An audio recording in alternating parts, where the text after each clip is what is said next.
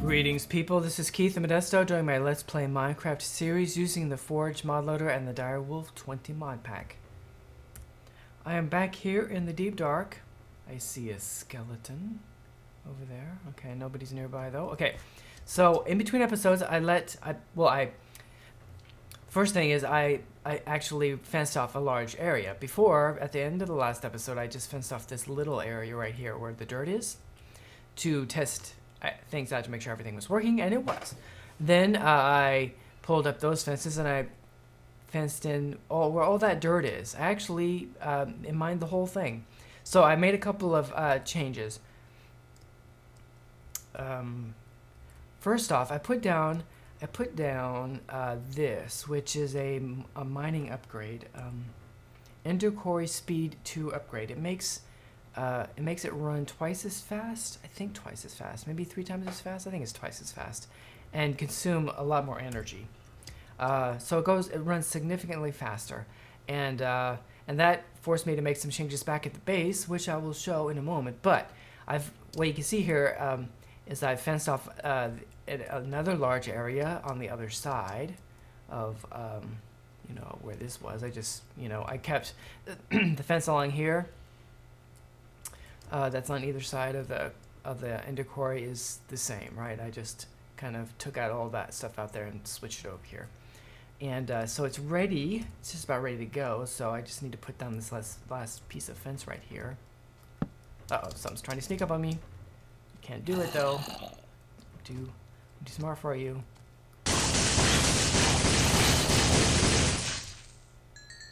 Okay, so I put down that fence, and we got to right click on the quarry, and it'll establish its boundaries. Okay, and it should not actually be running yet because we need to put down. I need to turn this thing on. Oh, good. Okay, so I had to make one little change to my reactor because something funny was happening, and I have not. And so what I did is I moved the Tesseract, but I haven't tested this to see if it's actually sending power. So.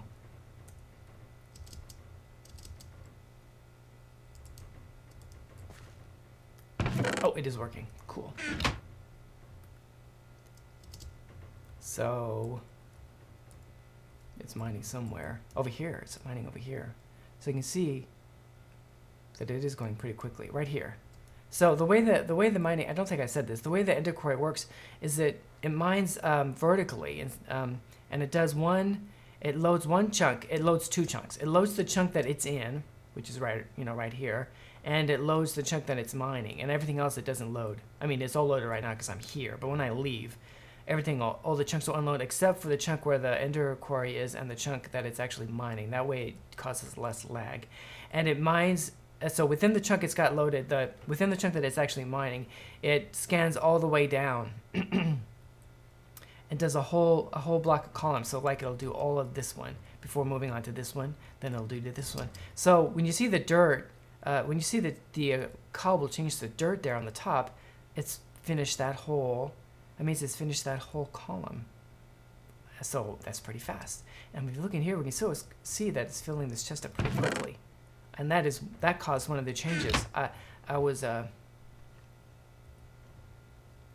backlogging. My A system was not able to process all this stuff quickly enough, so I made a couple of changes back at the base. So let's show that right now. Okay, so I moved. One thing is I moved the Tesseract. It was right here, and I moved it over here because I thought there was some kind of weird, funny thing going on with my reactor, which should still be offline. Okay, something was funny. I couldn't. It wasn't turning off when it should have been turned off. I thought maybe there was some kind of weird interaction going on because this thing sends out a redstone signal when the conditions on this tab right here are met, right? And of course this was set. I was changing it from ignoring redstone signal to needing a high signal in order to turn things on and off at the other end. And so since this thing sometimes sends out a redstone signal, I thought that might be messing things up, and there might be some kind of weird interaction. Excuse me. So I moved the tesseract.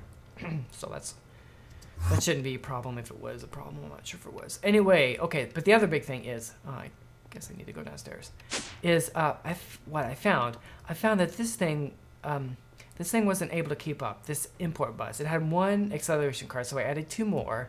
So, and that seems to be able to handle the speed of the quarry. It's keeping this thing empty. I mean, it's not filling up. It was. And then the other thing is that before I had two sag mills, and I don't remember if I had 2 or 3. It was either 2 or 3 of the alloy smelters, and I found it just couldn't keep up with the amount of ore that was coming in and needed to be processed. Once I added this speed upgrade to the quarry. So I added some, so it was working. So that's one thing. The other thing is that I added this chest. Before, the way it worked is, we have this chest right here, which has got 2 export buses, so which are set to export ores, right?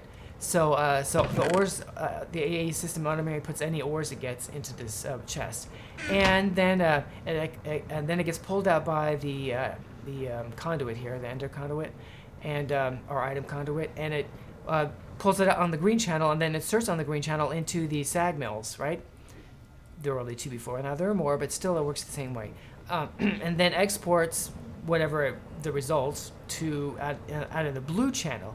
Before, blue channel would insert into the alloy smelters, right, and then export on the brown channel. Everything exported on the brown channel goes into this chest, which pulls it back into the network with the import bus up here, right? Okay. Well, the changes instead of the blue channel going directly to the alloy smelters, they go first to this chest. Then from the chest on the green channel, it goes into the alloy smelters, right? The reason for that is to buffer the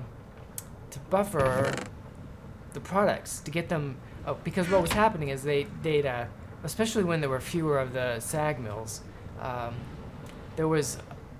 these things were filling up, and there wasn't enough places for things to go, so it kind of would backstuff the sag mills, and so by having everything go from here to here, it makes sure that these sag mills keep running. They would stop. If this chest ever filled up all the way, because these things couldn't keep up, then these might back up, but that hasn't happened. Everything seems to be running real smoothly. The other thing this allows is that I've got underneath this thing, I've got an item conduit that goes from the chest over here to this chest. You can actually see it come out right of the floor right here, and it's pulling out. It's on a red channel, and there's a filter in there, and it only pulls out cobble. There's also a filter on this one, the green channel that is exporting everything. It's exporting everything except for it's got a blacklist for cobble, so it does not pull cobble. That way, any cobble that some ores, you saw some of it right there. When it processes ore, it has a chance of getting cobble as a byproduct, and then before that cobble would go to the alloy mills too, where they would get smelted into stone, right? So it would give me a little bit of stone all the time. Well, and that's no big deal, but I'm preventing that from happening, and the reason is not that it's it's not that much, and you can use stone. It's not a bad thing, but it was taking up room in the alloy smelters. An alloy smelter that's busy smelting cobble into stone is not, smelting iron or copper or something else, which I would much rather it be doing than bothering with cobble. So instead, the cobble is going to this chest where it gets compressed just like all the other cobble does. Okay, so that was the change. That took a bit of time, but the system, there's just so I have this buffer, that's a change, and I have more of the machines. Otherwise, it's pretty much working. I mean, it's working the same as it was before. So that is good. Okay, I made another ender chest. Blue, which is full of my more valuable, important items that I had in my golden bag of holding. So I can access that through this ender pouch, which is blue. That way, if for some reason I lose all my stuff in my inventory or I die in some place where everything is destroyed like lava or something, everything will be safe in this ender chest. And because I had that problem where I lost everything that was in my knapsack, and I had some stuff that I kind of, wish I hadn't lost in that knapsack.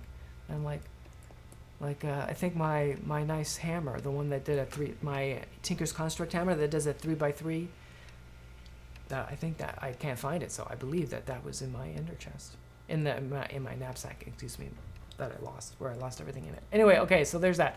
Okay, so now let's get started on another build. Something I want to do is to build another base. I'm not going to move this base. I'm not going to abandon it or anything, but I'm going to build another base. I'm not going to build it in a Void Age, and I'm not going to build it in a Mistcraft Age or anything. I think I'm going to build it here in the Overworld, just far away, and I want to build it up here. This because of biomes of plenty, certain biomes just don't show up the way the settings are, and I don't know if I understand it all, but I had a hard time finding desert. I had to go way over here to find desert, and I had to go way over here to find jungle, and I made it more likely to find jungle by tweaking the config files and override. I told it not to override jungle biomes so that there would be I know I would find something that looked like vanilla jungle, right? And I had to do the same with desert, and I had to go far away because I'd already explored a large area. There's supposed to be, I thought, something like a jungle as a biomes of plenty biome, but I couldn't really find anything. So I didn't have any luck with that. So I want to build a base in the jungle because I've done something similar to that before. I don't know if I show that on camera though.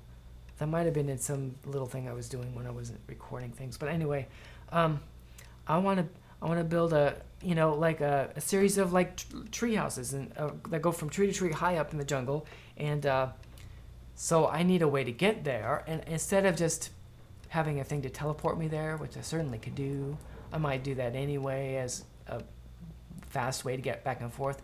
But I want to run a rail line from here to there, and I want to run it at least partially underground. And so the first thing I want to do is to build a tunnel making machine using funky locomotion and applied energistics. I have not done anything with funky locomotion before. I have done stuff with Red Power 2s. Was it Red Power?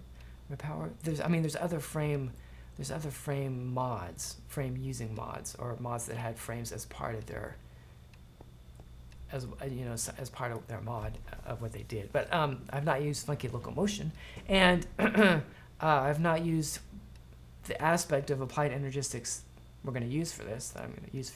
I have built mining machines that work in this kind of way, but not with applied energistics. And I want to do this partly because I want to get the experience of doing it this way in a kind of a simple build, because this thing only needs to go forward and sideways once. I'll probably just build it to go forward to begin with, because I need it. It can't, the thing can't turn. You can't you have a car, you go forward and you want to start going that way, so you turn, right? And now you're facing this way like you would, but your car is facing this way. Well, this kind of a machine because of the way Minecraft works and the way the mod is built to work with inside Minecraft, it can once you have the multi-block structure in place, it can move this way if you design it to. It can move this way, and you can design it so it'll move this way, but it can't actually turn. If you just had it made so that it went this way and it bored, it's going to be mining, so it's going to be moving in this way and mining as it goes in front of it. If you could just turn it when you wanted to start going that way, if you could just turn it, then you would only need one face to do the actual mining. But I won't be able to do that with this kind of mod. So eventually I needed to be able to mine going that way and also mining going another way, because I need to go from my base. Although actually, maybe I don't need to make it turn, because I am here and the jungle is basically straight up. Yeah, so I only need to go one direction. I wasn't thinking. For some reason I thought it was off to the side more than it actually is. Okay, so, but anyway, that's just going one direction is simple, pretty simple, relatively simple. It's simple. I eventually would like to make a mining machine which can go in all 6 directions and mine in whatever direction it's actually moving. I mean, you can make a machine that moves in all 6 directions. Well, Funky Locomotion can do that. But to have a machine that can mine in all directions and not get caught on anything, so to speak, is something that you kind of need applied energistics for, I believe, at least in this mod pack. There are several different blocks that'll mine what it's facing from extra utilities and Mine Factory Reloaded, I think. But to make a multi-block structure, like say 5x5, where every face can mine what's in front of it, you can certainly make something with one face that'll mine straight what's in front of it using the blocks from like extra utilities, and Thermodynamics I think has one too. But for it to be able to then mine what's to the left of it, if you make it move to the left, say, I don't think those blocks would work. And I can probably show that later, but I don't know if I bother. But I think you can do that with applied energistics, and it's because there's a crucial difference with the block that I'll be using to do the actual mining. Okay, so, but first let's get started with Funky Locomotion. So we need to make frames, and I probably should go ahead and make auto crafting recipes for these things, because it's gonna probably make a few of these. And I hope that I have some room. I have some room. Okay, so let's go ahead, and I shouldn't need to do that. Oh, so first thing, I need to make a recipe to make Invar automatically. So actually, I don't need to do that. Invar is made from 2 iron ingots and 1 ferrous. And you can either grind them into powder, and that makes a Invar blend. When you grind all the iron and ferrous into a powder, and then use a crafting grid to combine them, and you get a blend. And then smelt that. Or if you have either an induction furnace or an alloy furnace, whatever these things are called. What are these things called? It's not going to tell me that way.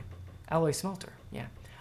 You can do it without having to grind it into powder. So that is what we're going to do. Okay, so, but I need an Invar ingot to tell it that it's going to make, this is going to make 3 Invar. So 2 plus 1 gives you 3, and this should work. And I already have, this has to go in one that's set for alloys only. So we put it right here, and I have room for 1 more. That's good. I added some stuff for glass. These are glasses that require the alloy smelter to make. Okay, so it can make Invar. Cool. And then I need to tell it how to make Invar nuggets.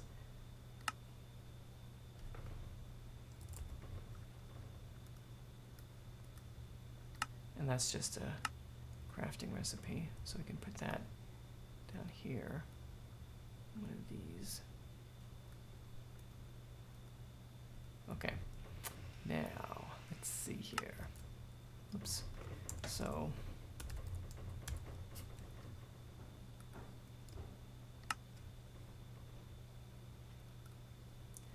I need Enderium ingots. Have I ever told this thing does it know how to make Enderium ingots? Uh-oh, I don't have a crafting recipe for that. Okay, we need to make a crafting recipe for Enderium. I kind of thought I already done this. If I did, it would be in here. And I don't have any more room here. Oh, that's not good. This is for only stuff that takes just a regular furnace. I put down this sag mill to automatically make sand from cobble.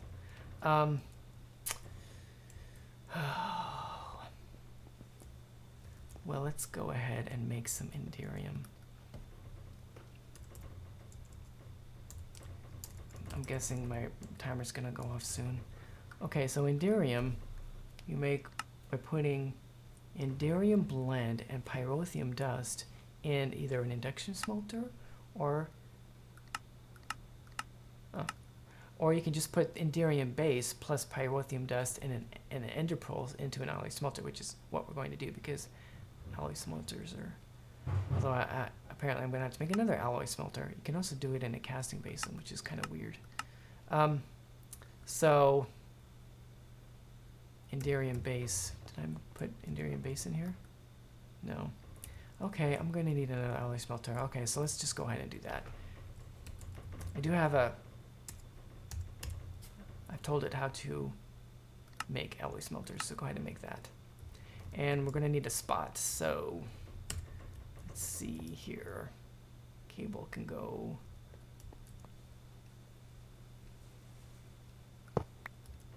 Oh, cool. I can put it right there. Magma crystal, this is not going to care. I can always move that. That doesn't have to stay there. Okay, so I guess we'll put it here. That'll work. Okay.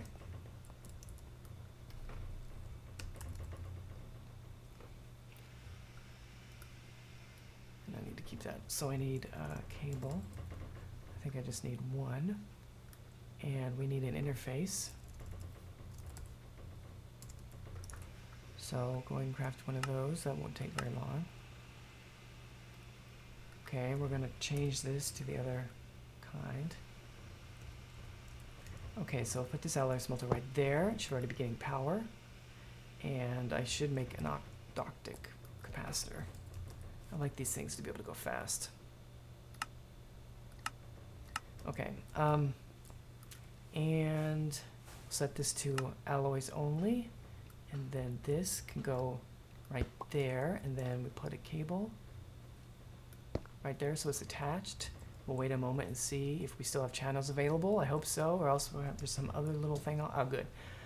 I don't have to worry about that. Okay, so my capacitor probably is still being made because I see this thing is still making stuff. Okay, so let's go ahead and tell it how. So we need to make Inderium base, which is tin, silver, and shiny. 2 tin, 1 silver, and 1 shiny. Tin. Oops. So 2 tin, 1 silver, and 1 shiny. Oops, I messed up. I clicked too much. Oh, there's my timer. Okay, and I actually need to make some Inderium blend. Oh, my capacitor's done. So let's grab, I'll just do this one little part and then we'll wrap things up. So I need the silver, unless I have some Inderium blend already, yeah. Silver, I had these, I should have kept them. I wasn't thinking about it.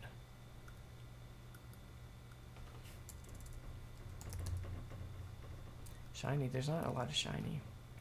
Let's see how our, you can get an idea of how my mining operation is because that is going up every once in a while. Let's see how much gold I have now. Oh, and I can look over here. Is this still running?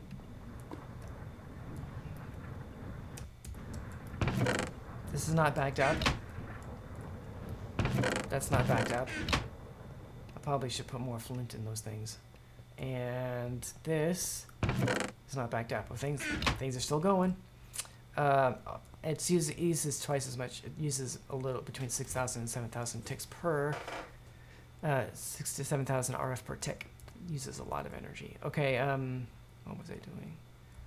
We want to make shiny. We want to make Inderium blend. Okay, so this is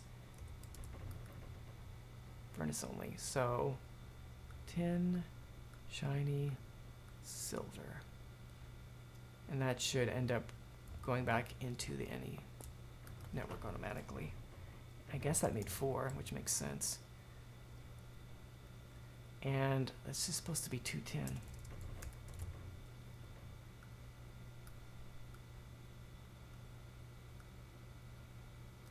Okay, I don't know why I have to do it that way. Oh, maybe, wait, I go like this? No.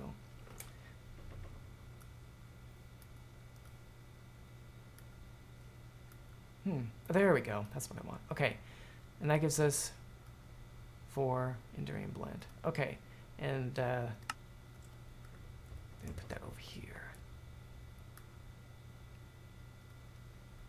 Cool, that should work, because this is furnace only. Okay, so let's test that. Okay, so we have 4. When I take this out, it'll give us a option to do that. And this should light up pretty soon. Unless I hit the wrong button just now.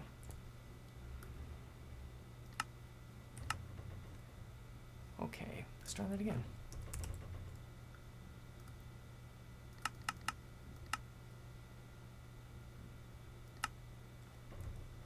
There we go. I must have just hit escape. Oh, let's put the capacitor in there. That's better. Should be pulling it out. Why is it not pulling it out? Oh, I have to, whoops, that's not what I want. Maybe I have to go and tell it that it can push. Oh, maybe it finished.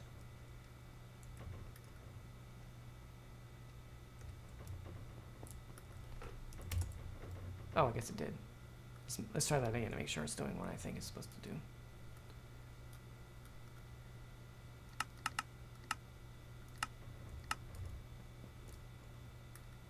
Okay, now it's leaving. I didn't remember that you had to change that setting. Oh, push pull. Okay, I probably should do that. It doesn't seem to be mattering that much, but push pull. Okay, good. All right, so, and one last little thing is you need to tell it how to make nuggets. So we go like that. Oh no, we're not to there yet. We're not yet there yet. I'm being silly. Okay. I guess that's it then. I'll show you one thing, what I was saying before about how much energy this thing's making. The Ender Quarry is using almost it's just under 7,000 RF per tick. Oh, actually it's going down. I don't know why it varies a little bit. Maybe it's beginning to stop. So you see it's gone down. It's almost halfway now. This should still not be on though. Good. Good. This is set. Okay. So I guess we'll go ahead and wrap things up right here. So okay, so I guess I will work on getting the rest of the components into my auto crafting system, and then in the next episode we'll just start making the funky locomotion parts and doing a little bit of experimenting with them. And maybe it should only take 2 more episodes to actually make this thing. Okay, so this has been Keith Modesto playing Modern Minecraft. Thank you for watching. I hope you have a fantastic day.